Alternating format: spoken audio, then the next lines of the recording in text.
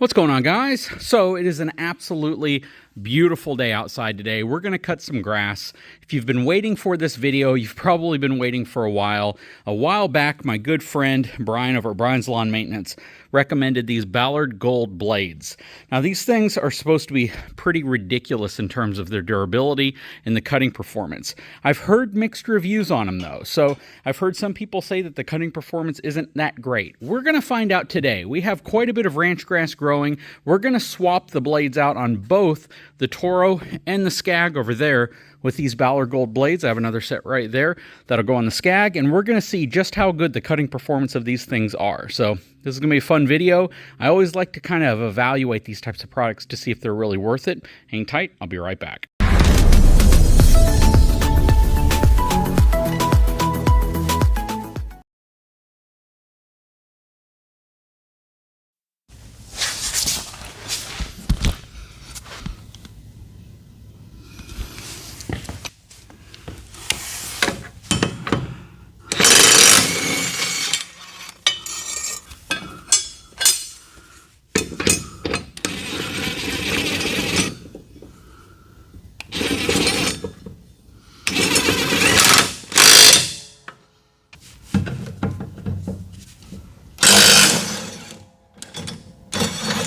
Okay, so now that I have two of the blades off, let me show you what they look like in comparison. So the material itself looks to be about the same thickness as these OEM spec blades that I have. I forgot what brand these are, but the dimensions are identical.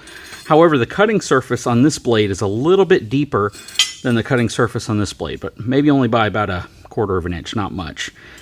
As far as the contour of the blade or the sharpness of it, to be honest, they look just about similar. So the uplift on this one, basically the fins coming up, definitely look more extreme. So we're definitely going to see how these perform once we get them on there, because I'm really interested, honestly. And these things are supposed to be super durable and very good performing blades. So let's finish the installation process.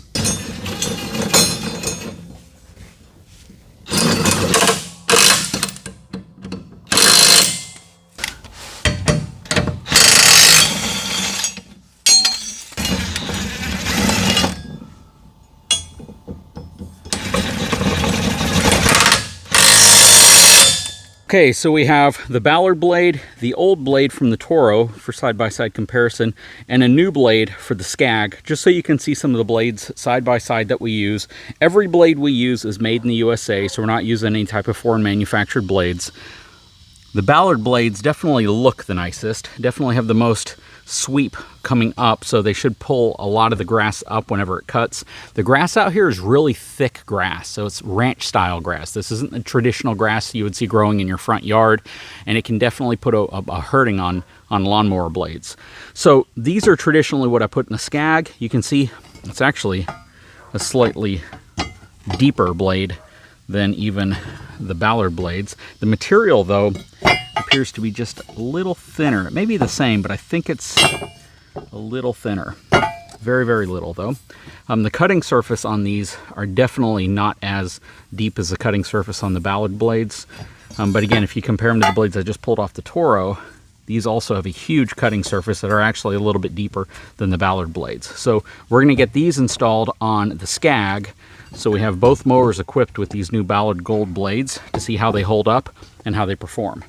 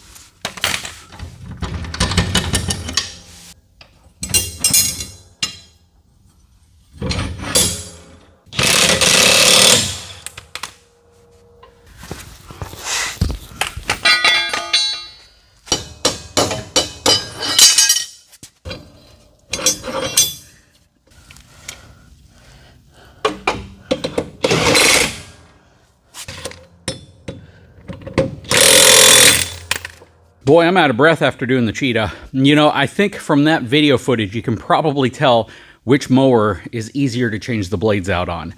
With the Skag, the Cheetah 2, which I absolutely love. This thing's a beast, especially with this enormous FX 1000 38 horse Kawasaki on the back.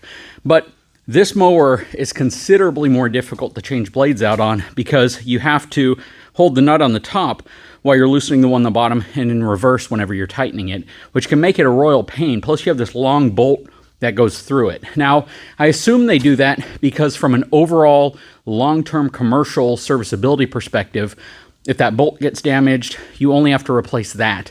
You don't have to replace the entire spindle. But on the Cheetah, it definitely takes longer to service the blades, only because you do have to deal with that, and it's a bit of a pain in the butt. However, on the Toro, it uses aluminum spindles, and the bolt just threads right into the bottom, so it's a little bit easier, actually a lot easier to change blades out if you're going to be servicing it on the Toro. Both have pretty much the same size cutting deck.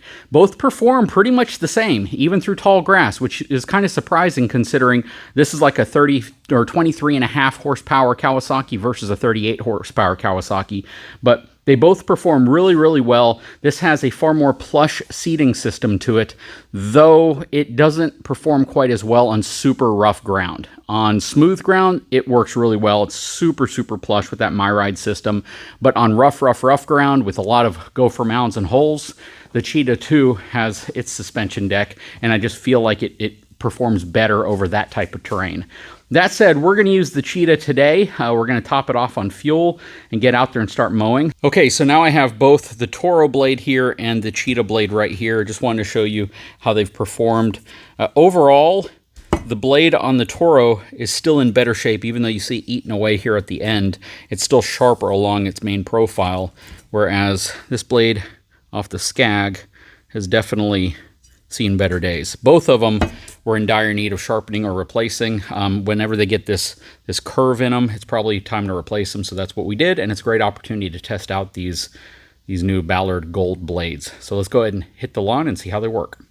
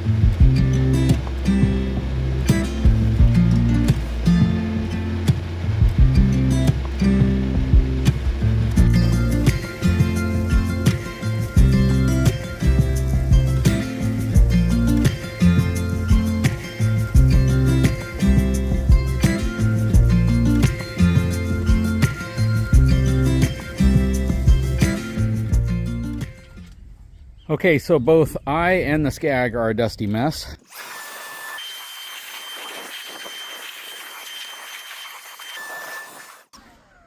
It is a very, very beautiful day, yet very dry day to be mowing the grass, which means every time it shoots out the side, sprays dust all over you, but we got it done. Let's take a look at the cut quality. Okay, so my opinion is that the blades do a really good job of cutting.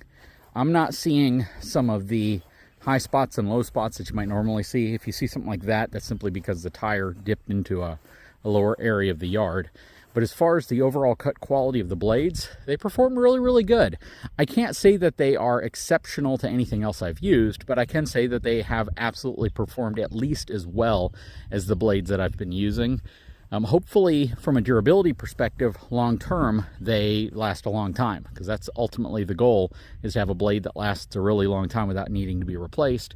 But in terms of how it cut today, did a good job. We cut a couple acres at least, and I can tell you that so far I'm impressed with them. But again, overall judgment is going to be held until I can see what long-term reliability on them looks like, because that's really what it comes down to. Let's take a quick look at the blades themselves.